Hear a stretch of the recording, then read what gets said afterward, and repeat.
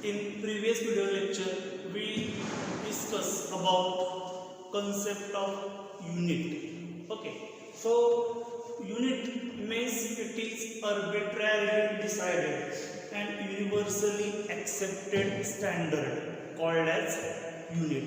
मी last लेक्चरला सांगितलेली होती definition युनिटची.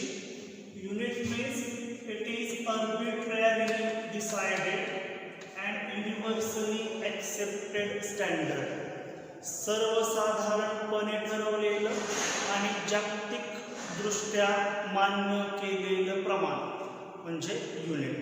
म्हणून हा खडू मी 2 टनाचा म्हणू शकत नाही. हा खडू बाबा सरासरी समजा 10 ग्रॅमचा आहे, 10 ग्रॅमच म्हणणार, 2 टन म्हणू शकत नाही. मी लास्ट व्हिडिओमध्ये सांगितलेलं होतं की या खडूचं वजन 5 टन, या गड्याचं वजन 10 टन असं मी म्हटलं चालतंय का? तुम्ही आता 2020 मध्ये म्हणणार नाही ना चालत, बरोबर.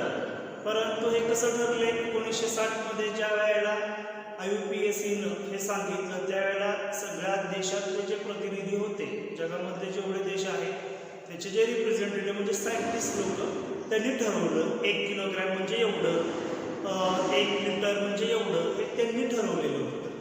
आलं का लक्षात? त्याच्यावर मग युनिटची संकल्पना एक सायंटिफिक मेथड आपल्याला इथं बघायला मिळाली. म्हणून आत्ताच्या भाषेमध्ये हा खडू मी 10 ग्रॅमचा म्हटलं पाहिजे. जर ह्याच्या पलीकडे सांगितलेलं होतं की जर हा खडू त्यावेळेला 1960 मध्ये त्यांनी म्हटलं असतं हा खडू 2 टनच आहे, तर आत्ता तुम्हाला म्हणायला लागलं असतं हा खडू 2 टनच आहे. म्हणजे हा जोक नाही आहे. आलं का लक्षात?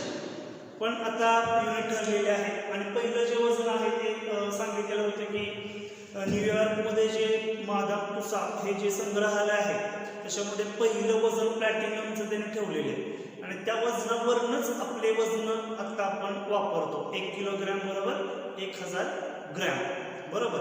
परंतु त्यावेळेला ॲग्रीमेंट असं पण झालं की 1 किलोग्रॅमचं ते जे प्लॅटिनमचं वजन होतं तेच प्रमाण आहे. हे लक्षात ठेवा, तेच प्रमाण आहे. कशाचं?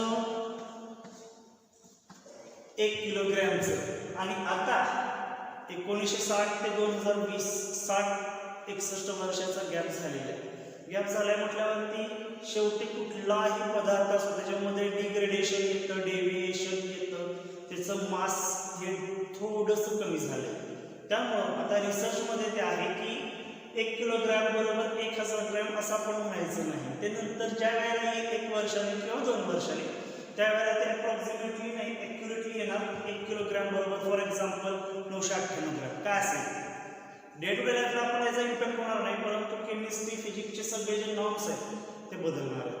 हे लक्षात ठेवा. पण 1 ते 2 वर्षानंतर आत्ता काय काळजी करायची गरज नाही. हे युनिटच्या बद्दल मी पुन्हा एकदा थोडंसं रिवाईज केलं. त्याच्यानंतर नेक्स्ट पॉईंट आहे SI युनिट्स. SI units. आता SI युनिट म्हणजे काय? International system of units. International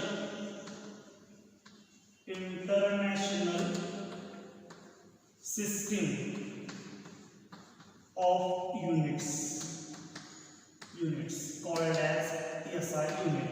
international system of units called as SI units. आता याच्या अगोदर SI युनिटच्या अगोदर पण काही युनिट्स हे प्रचलित होते. For example MKS system, then after CGS system. हे प्रमाणित होते, परंतु याच्यामध्ये थोडंसं युनिट कन्व्हर्जनला प्रॉब्लेम यायला लागले. याचा मी फुल फॉर्म तुम्हाला सांगतो. M म्हणजे मिनिट, K म्हणजे किलोग्रॅम, S म्हणजे second, centimetre, gram, second. Okay, C for centimetre, gram, second. त्याला आपण किलोग्रॅम हा सेकंड, हा मीटर, जनरली मिनिट पण म्हणतात आणि मीटर पण म्हणतात. आपण मीटर म्हणूया याच्याशी parallel. Metre kilogram second, centimetre gram second system ह्या प्रचलित होत्या, परंतु यांचे इंटरकन्व्हर्जन्स थोडेसे वेगळे होते. इंटरकन्व्हर्जन्स म्हणजे ग्रॅमचं कन्व्हर्जन किलोग्रॅममध्ये करायचं, किलोग्रॅमचं कन्व्हर्जन ग्रॅममध्ये करायचं, मीटरचं किलोमीटरमध्ये, किलोमीटरचं मीटरमध्ये, सेंटीमीटर mm मध्ये, हे सगळे कन्व्हर्जन्स होते. आणि हे एकत्र करणं थोडं सर्टिफिकेट होत गेलं आणि याच्यामुळं नवीन सिस्टीम 1961 मध्ये उदयास आली, ज्याला आपण म्हणतो SI युनिट. SI म्हणजे international system of units, international system of unit called as SI units. Okay, नाव आता SI युनिट असे तुमच्या सिलेबसवर जे आहे किंवा ओव्हरऑल जे आहे ते फिजिक्समध्ये देखील ते शिकलेलं आहात, फिजिक्समध्ये देखील ते तुम्ही शिकलेलं आहात. युनिट आणि मेजरमेंटचा चॅप्टर चालू आहे ॲज पर माय नॉलेज, परंतु ते सुद्धा मी डबल सांगतो. SI युनिटला आपण म्हणतो फंडामेंटल युनिट्स, हे बेसिक युनिट आहे.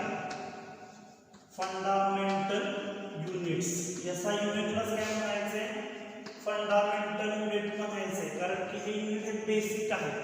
असे 7 सिस्टीम ऑफ युनिट्स आहेत, 7 सिस्टीम ऑफ युनिट्स आहेत जे बेसिक आहेत, जे कुठंही वर्ल्ड वाईड गेला, कुठंही वर्ल्ड वाईड गेला, जगामध्ये कुठेही गेला तरी हे 7 युनिट तुम्हाला चालणार. CGS MKS वाले चालत नाही, CGS MKS वाले चालत नाही जगामध्ये, बरं का. आपण फक्त कराड, सातारा, पुणे, मुंबई, कोल्हापूर, चेन्नई जरा विचार करायचा, इंडियाचा नाही विचार करायचा, वर्ल्ड वाईड विचार करायचा. ओके, त्यामुळं SI युनिट्स असे जे आहेत हे 7 आहेत, ज्यांना आपण फंडामेंटल युनिट म्हणतो किंवा बेसिक युनिट असं आपण म्हणतो. ठीक आहे, याच्यामध्ये पहिलं युनिट लेंथ.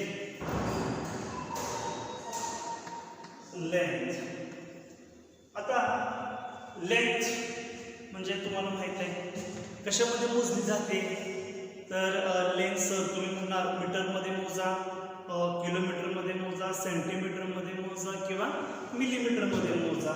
लेंथचा सिम्बॉल L आणि त्याचा युनिट मीटर, त्याचा symbol M, metre. Okay, conversions तुम्हाला माहीत असतीलच, फिजिक्समध्ये तुम्ही शिकलेला आहात असे, तरी पण कन्व्हर्जन्स हे बेसिक आहे, तुम्हाला माहित आहे. 1 मीटर बरोबर किती सेंटीमीटर असते बाळांनो? 1 metre is equal to 100 centimetre असते ना, बरोबर.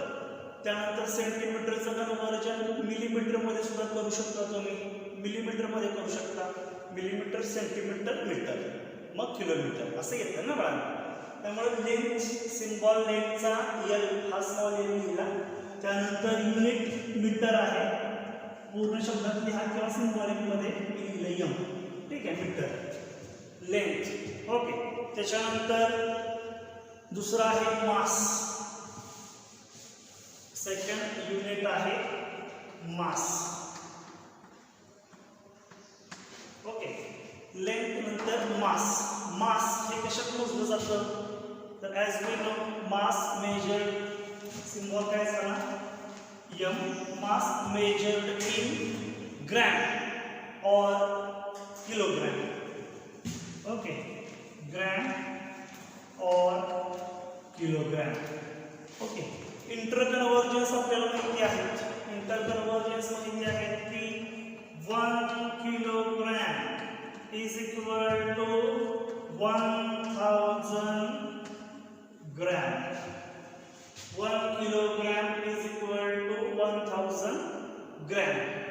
वजन कशात मोजतात बघा, आपल्याला माहिती आहे ग्रॅम किंवा किलोग्रॅममध्येच वजन आपण मोजतो. 1 kg is equal to 1000 gram. आणि कन्व्हर्जन करत असाल तर कन्व्हर्जनचे फॅक्टर्स तुम्हाला माहिती पाहिजे का, त्यानंतर सांगूया.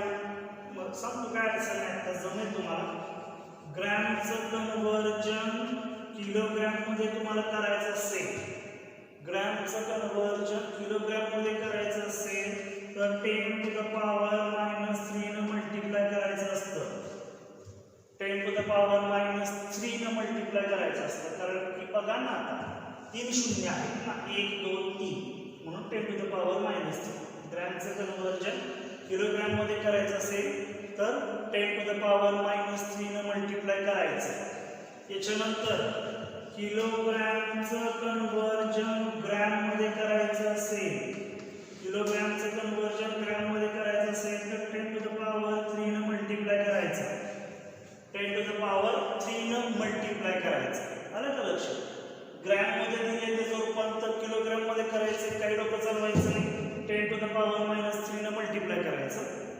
किलोग्रॅम दिले त्याचं कन्वर्जन ग्रॅम मध्ये करायचं, त्याचं कन्वर्जन करत असताना 10⁻³ न मल्टिप्लाय करायचं। म्हणजे हे इतकं इझी आहे। हे झाली दुसरी फंडामेंटल युनिट किंवा SI युनिट किंवा बेसिक युनिट, असे 7 आहेत, त्यातला 2 नंबरचं झालं। 3 नंबर आहे लेंथ, पहिलं लेंथ नंतर मास, 3 नंबरचा आहे टाइम। टाइम सिम्बॉल काय झाला टाइमचा टी, एक पहिलं लेटर पकडायचं म्हणजे फारसं काय जड अशा प्रकारे टाइम म्हणजे टी। टाइम कशात मोजतात? सेकंद आहे, मिनिट आहे आणि हॉवर आहे, बरोबर? आपली SI युनिट सेकंड। ओके, इथे मी दोन्ही लिहिले, ग्रॅम किंवा किलोग्रॅम। आपल्याला जनरली ग्रॅम प्रेफर करतो, पण आपल्याला कन्वर्जन सांगितलं तर दोन्ही लिहिले। टाइम कशात मेजर करतात? सेकंद मध्ये मेजर करतात ना। आता मग कन्वर्जन सांगण्याची गरज नाही, 1 मिनिट म्हणजे 60 सेकंद, बरोबर? आणि 60 मिनिट म्हणजे 1 तास, बरोबर? 1 तास म्हणजे मग किती झाले? 3600 सेकंद झाले।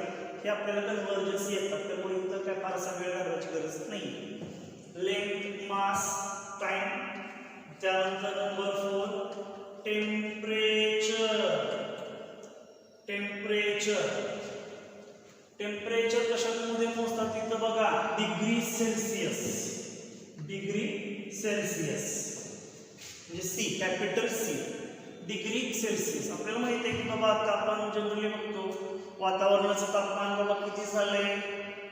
20 डिग्री तापमान झालंय, 25 डिग्री तापमान झाले। उन्हाळा असेल तर म्हणतो पण 42 डिग्री तापमान गेलेले, म्हणजे इतकं हे आहे, बरोबर? हीट आहे, म्हणजे degree Celsius oblique kelvin, oblique kelvin. म्हणजे तुम्हाला आता मला कन्वर्जन सांगणं गरजेचं आहे। डिग्री सेल्सिअसचं रूपांतर केल्व्हिन मध्ये करायचं असेल, डिग्री सेल्सिअसचं रूपांतर केल्व्हिन मध्ये करायचं असेल तर 273 एक्झॅक्टली व्हॅल्यू लिहूया आपण, 273.15 273.15 ऍड करायचे। फॉर एक्झाम्पल मला 25 डिग्री सेल्सिअस बरोबर किती केल्व्हिन हे पाहिजे असेल? 25 डिग्री माझ्याकडे आहे, बरोबर? वातावरणाचं तापमान 25 डिग्री, त्याचं रूपांतर मला कशात करायचंय? केल्व्हिन मध्ये करायचंय। केल्व्हिन मध्ये करत असताना 273.15 मिळवायचे, म्हणजे काय झालं? 25 प्लस 273.15 म्हणजे किती झालं बघा? 5 आणि 3 8, 298.15 केल्व्हिन, 298.15 केल्व्हिन। ओके, हे इतकं सोपं कन्वर्जन आहे। फॅरनहाइटचं पण आहे, पण अजून ते सेपरेट प्रॉपर्टीज आहेत, त्या वेळेला मी ते सांगेन, ठीक आहे? म्हणजे हे एवढं इझी झालं टेम्परेचरचं, ठीक आहे? याच्यानंतर हे झालं किती? पहिल्या 4 युनिट्स झाले, 4 SI युनिट झाले, कारण की फिजिक्समध्ये पण झाले, त्यामुळे मी फारसं त्याला वेळ वाया घालवत नाही। तुम्हाला ऑलरेडी कदाचित तुम्ही ते लेक्चर पण अपलोड झालेलं असणार आहे। लेंथ, मास, टाइम, टेम्परेचर, त्यानंतर अमाऊंट ऑफ करंट किंवा अमाऊंट ऑफ सबस्टन्स घेऊया अगोदर, म्हणजे नंतर करंटमध्ये आपण जाऊ, फिजिक्समध्ये जाऊ। Number 5 amount of substance.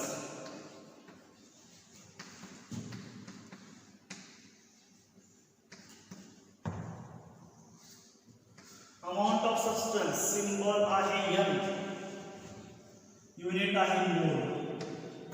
Amount of substance मोल, सिम्बॉल M, युनिट मोल। सगळ्यात महत्त्वाचा पॉइंट 11वी आणि 12वी मध्ये लागणार मोल, मोल कन्सेप्ट। अमाऊंट ऑफ सबस्टन्स तुम्हाला मी दिलं वॉटर, माझ्याकडे किती ग्रॅम आहे पाणी, 36 ग्रॅम पाणी आहे माझ्याकडे. मोलमध्ये किती, मोलमध्ये किती, एन किती, तर सिम्पली असं काढायचं आहे. एखादी वस्तू तुमच्याकडे ग्रॅममध्ये असते ना, माझ्याकडं मीठ हे बाबा 50 ग्रॅम आहे, बरोबर. त्यानंतर एखादा दुसरा सॉल्ट असेल, फॉर एक्झाम्पल शुगर आपण म्हणूया 400 ग्रॅम शुगर आहे, ते मोलमध्ये कन्वर्ट करावे लागतं. मोलमध्ये कन्वर्ट करत असताना बघा फॉर्म्युला एक तुम्हाला इथे देतो छोटासा, एन काढायचा, n number of moles, amount of substance म्हणजे एन नंबर ऑफ मोल्स. एनचा formula W divided by M, W divided by m हा तुम्हाला एक फॉर्म्युला देतो, याच्यावरून तुम्ही कॅल्क्युलेशन करा.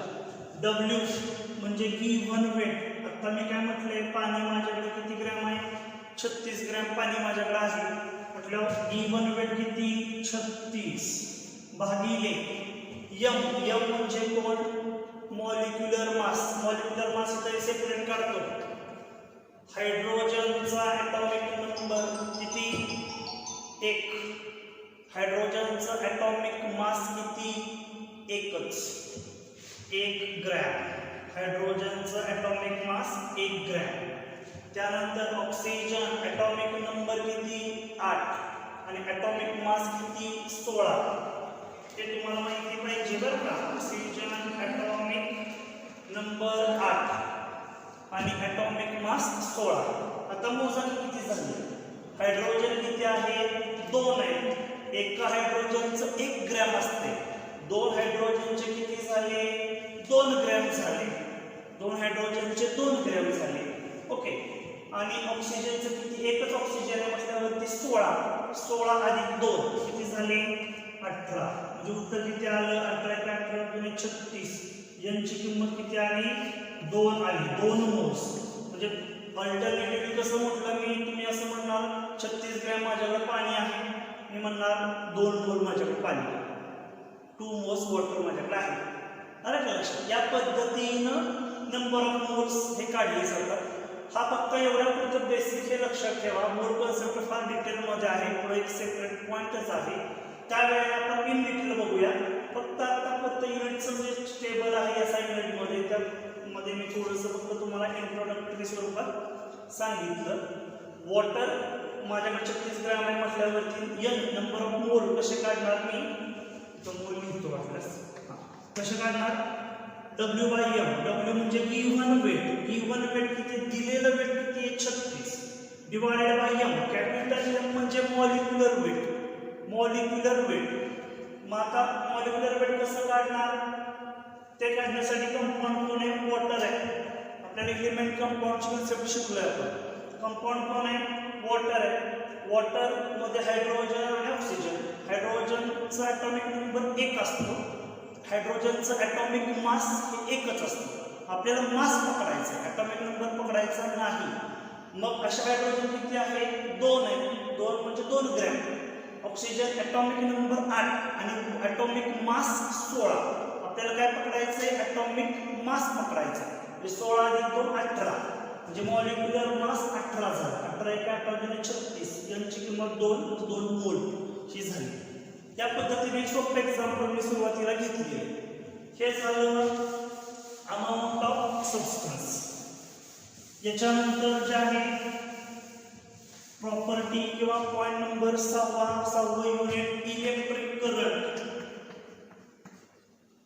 इलेक्ट्रिक करंट आता आपल्याला फिजिक्समध्ये तुम्ही शिकलेलं असणार आहे. इलेक्ट्रिक करंट हा कशामध्ये मोजला जातो, एम्पियर मध्ये मोजला जातो. एम्पियर मध्ये मोजला जातो. त्यामुळे आता फारसं त्याच्यामध्ये मी वेळ घालवत नाही. करंट म्हणजे जो घरामध्ये जे वायर असते त्या वायरीतून फ्लो होणारा विद्युत प्रवाह किंवा डाबावरून आपण बघतो वायर जातात, वायरमध्ये करंट फ्लो होतो, विद्युत प्रवाह वाहतो, तो म्हणजे करंट. इलेक्ट्रिक करंट म्हणजे विद्युत प्रवाह. तो कशात मोजला जातो, एम्पियर मध्ये मोजला जातो. कॅपिटल ए सिम्बॉल झाला. ठीक आहे. याच्यानंतर नंबर 7 लुमिनस इंटेन्सिटी. लुमिनस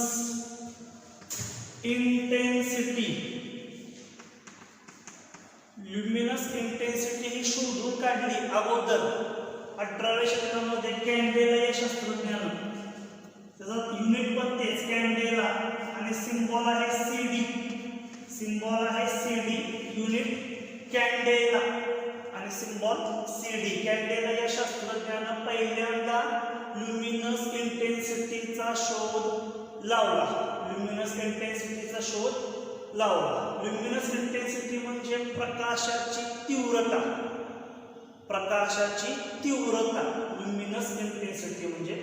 आता प्रकाशाची तीव्रता कसं ओळखायचं तर ॲज युजल तुम्ही बघा, तुमच्याकडे जर 5 वॅटचा बल्ब असेल, एलईडी 5 वॅटचा बल्ब असतो माहिती का नाही, हां, आणि एक 40 वॅटचा एलईडी बल्ब आहे, लावून बघा. एका छोट्या रूममध्ये 5 वॅटचा बल्ब लावा आणि 40 वॅटचा बल्ब लावा, दोघांमध्ये काही फरक दिसणार का? दिसणार की ॲज युजल. तुम्ही म्हणाल सर 5 वॅटचा जो बल्ब आहे त्यानं तीव्रता प्रकाशाची कमी प्रकाश पडतोय आणि 40 वॅटचा जो बल्ब आहे त्यानुसार म्हणून जास्त प्रकाश पडतोय, म्हणजे प्रकाशाची तीव्रता जास्त कोणाकडे आहे? 40 वॅटच्या बल्बकडे आहे. काहीतरी फरक आहे की नाही?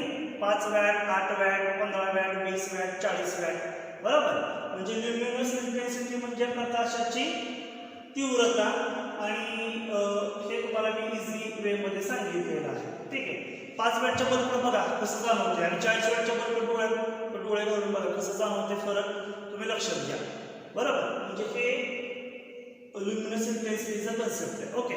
सो आत्ताच्या लेक्चरमध्ये आपण हे सगळे काय बघितले, युनिट्स बघितले, 7 SI युनिट्स, आणि hopefully we have understood this. In next video lecture we will discuss about some next points. Thank you.